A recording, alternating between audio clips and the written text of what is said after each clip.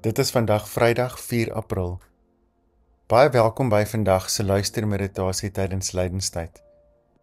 Die skrifgedeelte waarby ons vandag gaan stilstaan is Psalm 32 vanaf vers 1 tot vers 10 en ons gaan dit lees in die 83 vertaling. Ons is op die oomblik in die 4de lydensweek en daarom wil ek jou uitnooi as jy die 7 lydenskerse daar by jou het, om 4 daarvan dood te blaas. Met of sonder kerse, mag jy in hierdie oomblik bewus raak van die reis in die wildernis. Ja, dit stroop ons van 'n klomp goed in ons lewe. Dit mag begin voel of die duisternis besig is om die lig te oorwin. Maar ons hou die lig voor oë en ons weet, daar is hoop, daar is lewe. God is hier teenwoordig.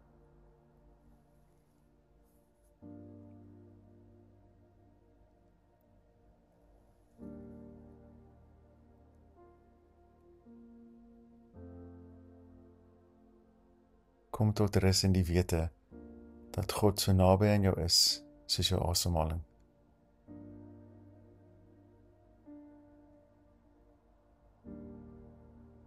Bid saam met my hierdie gebed. Here, in die aangesig van die duisternis, dek U vir my 'n tafel van genade. Te midde van die dood voed U my met lewe. In die aangesig van onreg beoefen U vrygewigheid. Here, U lewe pols deur my are. Daarom stap ek vandag hierdie wêreld tegemoet vol dankbaarheid, met verwondering en met hoop. Maak my nou stil, Here, sodat ek U stem kan hoor.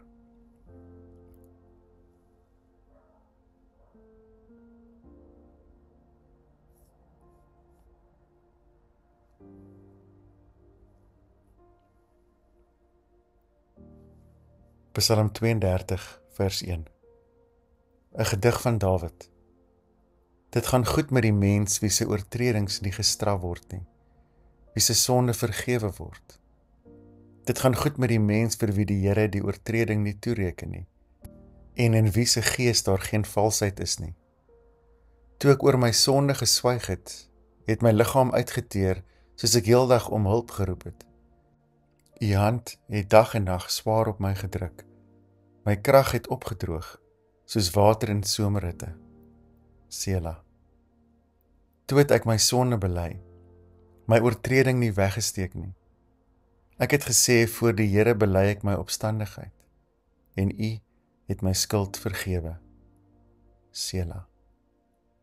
Dit is waarom elke gelowige in 'n tyd van nood tot U bid.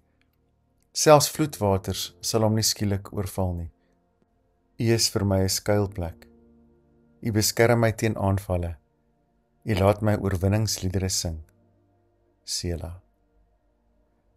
Ek wil jou onderrig en jou die pad leer wat jy moet volg.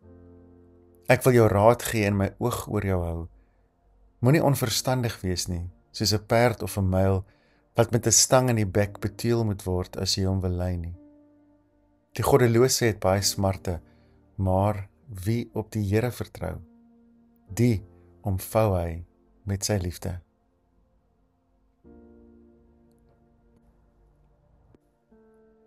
In hierdie Psalm van Dawid hoor 'n mens dat hy en sy gemeenskap nodig het om tyd af te staan en na te dink oor waarmee hulle besig is in hul lewe. Dit is waarskynlik hoekom daar 3 selas in die Psalm is wat ek ook genoem het, want sela beteken om te stop, om na te dink oor jou lewe, sodat jy met wysheid die toekoms kan instap. Wat het jy vandag in hierdie Psalm gehoor? Wat het jou laat stop en laat verder nadink?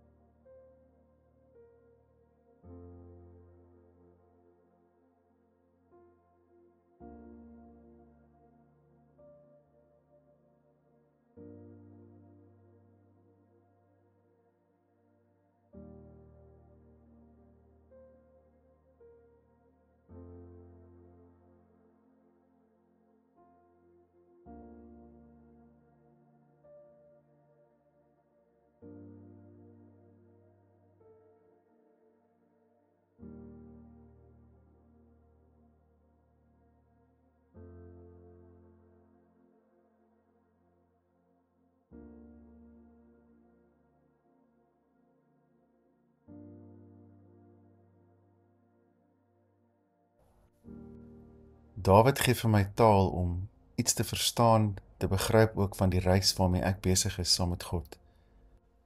Wat ek by Dawid hoor is dat hy sê, hoe bly is ek, Here, dat ek vir U goed genoeg is. U het vir my in geen onduidelike terme kom wys wie en wat ek is en nie is nie. Toe ek onderdruk het wat ek eintlik geweet het dit hier binne my begin sweer.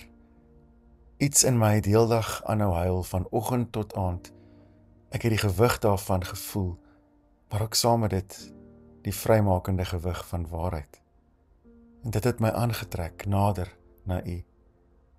Ek was eers verdorrend leeg en toe het ek besef ek kan eerlik wees met U. Ek hoef niks meer voor te gee nie. En ek kon eerlik vir U sê, hier is ek, die ware ek. En U het my net so aanvaar en gehelp dat die damwal kan breek op pad na genesing. Daarom kan ek my hart vir U oopmaak. Selfs al bevind ek my in 'n vloedgolf van chaos, sal die woeste waters my nie wegspoel nie, want by U vind ek 'n veilige skuilplek. Want dit is juis midde in die storm dat ek sien U was nog altyd daar. U is nie soos ons wat midde chaos aan die slaap raak en vergeet om te gee nie. Nee, U is altyd daar.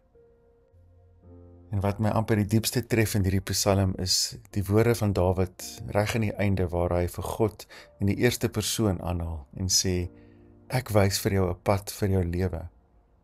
'n God wat kliphard fluister in my binneste. 'n God wat nie skroom om my bewus te maak van my selfsug nie, maar steeds aanhou om my op sy pad te neem, om my te omring met sy getroue en genadige liefde. En daar is niks in hierdie lewe wat die vreugde wat dit ontsluit kan oortref in waarde nie.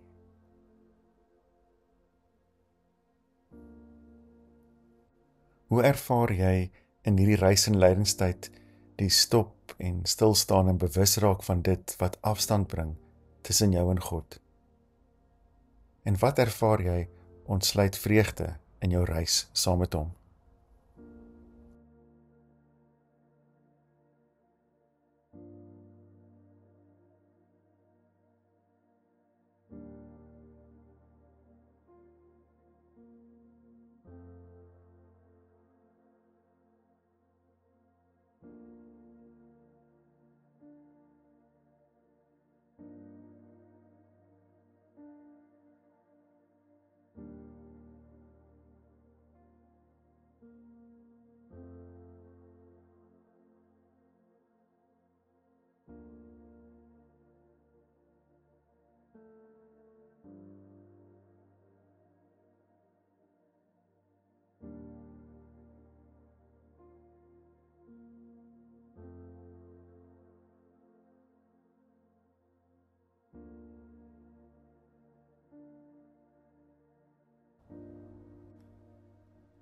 Soos Dawid is ons diepste verlange om deur die lewe te beweeg en al hoe meer bewus te raak van dit wat lewe gee en dit wat duisternis bring.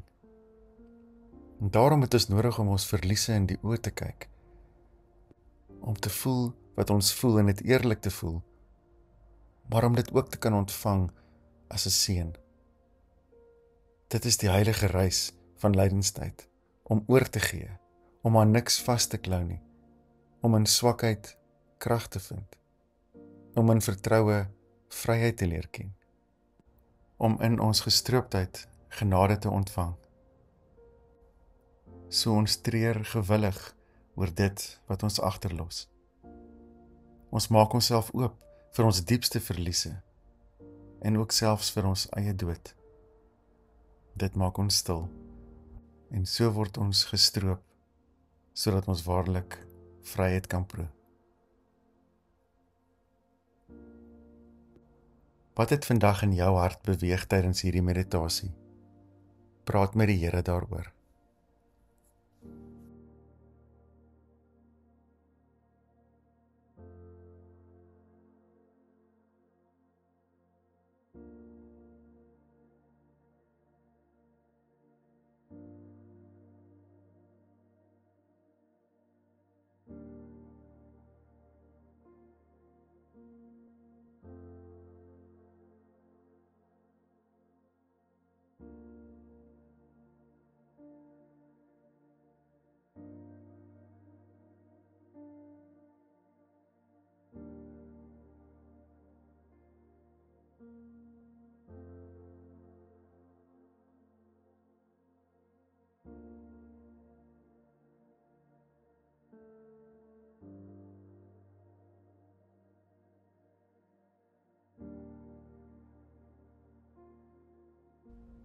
Here God, ek weet dat ek die sterwe van Jesus altyd saamdra in my liggaam, sodat die lewe van Christus ook kan sigbaar raak in my liggaam.